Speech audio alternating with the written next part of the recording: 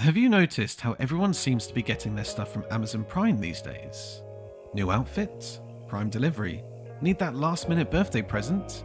Prime delivery, and there's even same day shipping. This instant gratification cycle feels amazing, right? But there's more to our love of buying than just convenience. We're wired to get a thrill from that add to cart button, and marketers are getting pretty darn good at exploiting that. So dive in with us as we explore the psychology behind our shopping sprees and why sometimes buying less can actually bring more happiness. Firstly, why does this even matter?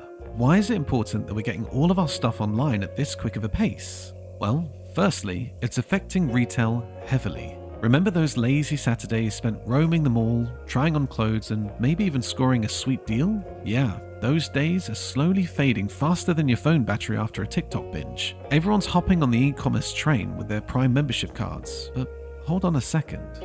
Why is this a problem? Retail stores, once vibrant community hubs, are struggling to keep up with the online giants. The ease of comparison shopping, wider selection, and often lower prices offered by e-commerce platforms have lured customers away. This translates to declining foot traffic for physical stores, leading to closures and job losses. The impact actually goes beyond just individual businesses. As shops close down, the character of our neighborhoods changes. The familiar faces behind the counter, the serendipitous finds while browsing, and the social interaction of in-person shopping, all of these elements start to fade away. But that's not the only issue, because the more you order, the worse the products get. Online retailers, overwhelmed by the sheer volume of orders, can fall short on quality control. Focusing on processing massive amounts of products quickly can lead to a decline in product inspection and a rise in cheaply made items. This focus on quantity over quality can have lasting effects. Consumers end up wasting money on low-quality products that break easily or fail to meet expectations. This not only leads to frustration, but also contributes to a growing problem of e-waste, the ever-increasing volume of discarded electronics and other technological devices. So, we've established online shopping as having a moment, but have you noticed something else creeping in with all those delivered packages? Ads. Literally everywhere. We're talking YouTube, your favorite blog, and even that cat video compilation you shamelessly bookmarked. It's enough to make you wonder if someone's peeking over your shoulder, whispering sweet nothings about the latest must-have sneakers. Well, buckle up, because that creepy feeling isn't entirely off base. The truth is that advertisers are getting better at tracking our online habits. This isn't some dystopian sci-fi plot. It's just called behavioral retargeting. And it's the reason you keep seeing that pair of flame red boots you almost bought plastered across every website you visit. Advertisers use sneaky little bits of code called cookies to track your browsing activity. Think of them almost as digital breadcrumbs you leave behind as you surf the web. So you spend an hour researching TVs, and suddenly every corner of the internet explodes with TV ads. Trust me, it's not magic. It's these cookies whispering to the advertisers, "Hey, this person wants a new TV, blast them with deals." This isn't a deep conspiracy though, because there is a bit of a method to the madness. Unlike traditional ads that bombard everyone with the same message, retargeting focuses on people who have already shown interest. It's like that persistent salesperson who remembers your name and favorite band. The idea is to keep that product in your mind, maybe even nudge you towards that buy button with perhaps even a discount code. Online retail sales are projected to grow at a compound annual growth rate of 14.6% from 2021 to 2028, according to Statista, e-commerce worldwide. Globally, there were an estimated 2.64 billion online buyers in 2023, which is over 33% of the world's population, according to Yogura, Online Shopping Statistics 2024. In the US alone, 79% of the population now shops online. A study by Exploding Topics found that 41% of Americans shop online at least once a week.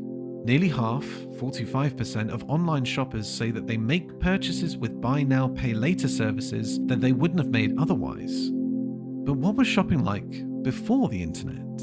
Shopping before social media and the internet was a time of personal interaction, physical browsing, and a much slower pace. It has a long, colourful history. It all started with peddlers and markets, where people would gather to buy and sell goods. Over time, small shops became the norm in towns and villages. These shops specialized in specific items like a butcher or even a baker.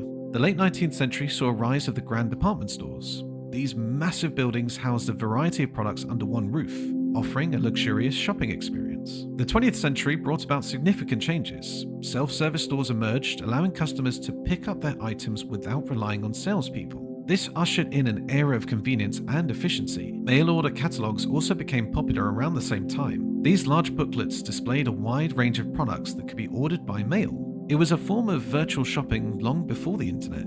Interestingly, chain stores weren't a product of the late 20th century. They thrived much earlier, with some familiar names like W.H. Smith and Boots the Chemist existing over a century ago. These chains offered consistency and wider selection, foreshadowing the dominance of chain stores today. The concept of fast fashion existed even in the 18th century, with shops offering quick customization. Pop-up shops selling trendy items for a limited time were also a feature of the 18th century. Fashion magazines can move over because influencers run the game now. These social media stars have become the go-to source for style advice, product recommendations, and anything else you can think of buying. But why exactly do they hold so much power over our wallets? The key to an influencer's power lies in trust.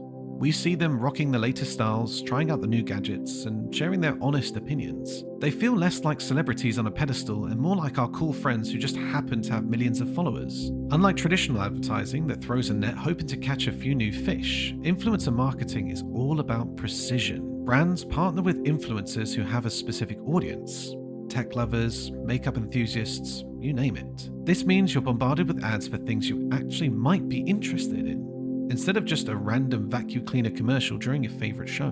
Influencers aren't just posting a picture and calling it a day. They create engaging content, funny skits, detailed reviews, and interactive polls. This keeps us hooked, and more importantly, it allows them to build a real connection with their followers. Also, note that brands can track exactly how many people see an influencer's post, click on a link, or even make a purchase. This allows them to see what's working and what's not, making influencer marketing a more cost-effective way to reach their new customers. But speaking about brands, brand logos are everywhere these days, plastered on clothes, backpacks, and even water bottles. On the surface, brand obsession can feel good. Those limited edition sneakers or the trendy phone case or even the recent Stanley Cup, they become a way to express ourselves, to signal who we are to the world. Social media feeds amplifies this desire to belong, filled with influencers flaunting their latest brand trophies. It can feel like validation, a way to fit in with a certain crowd. But here's the rub. The blind brand loyalty can sometimes have nasty consequences. The relentless pursuit of the latest Gucci instead of wearing regular shoes can wreak havoc on our wallets, leading to debt and financial strain.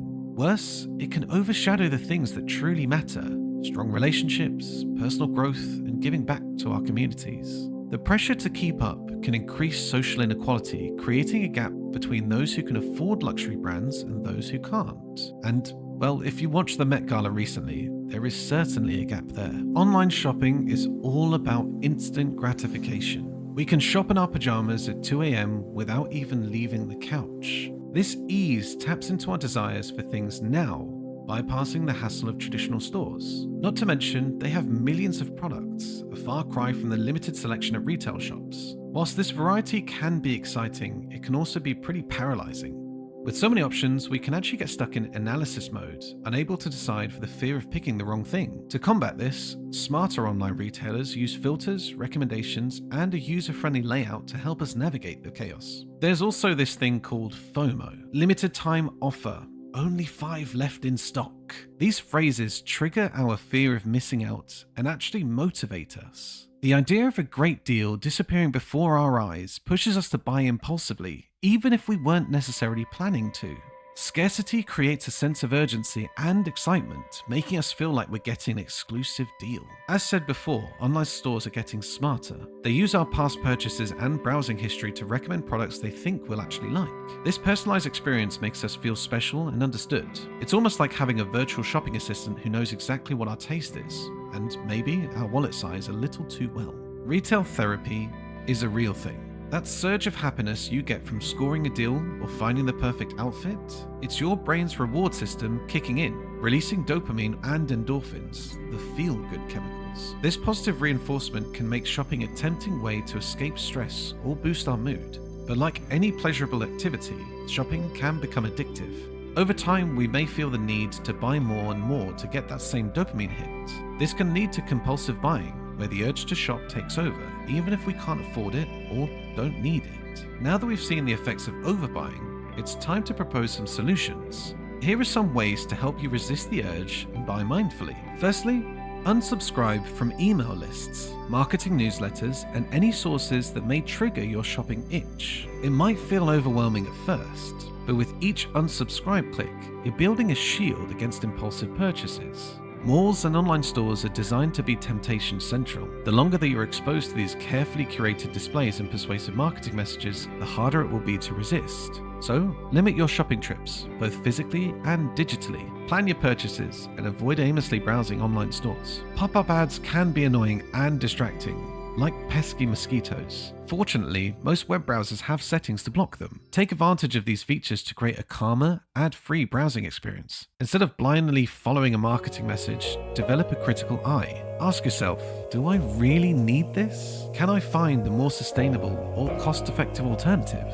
The more you recognize the tactics used to create discontent and push products, the less likely you'll fall victim to them. The lines between physical and online shopping will continue to blur. While online shopping gives undeniable convenience and a vast selection, it can lack the personal touch and social aspects of the traditional stores.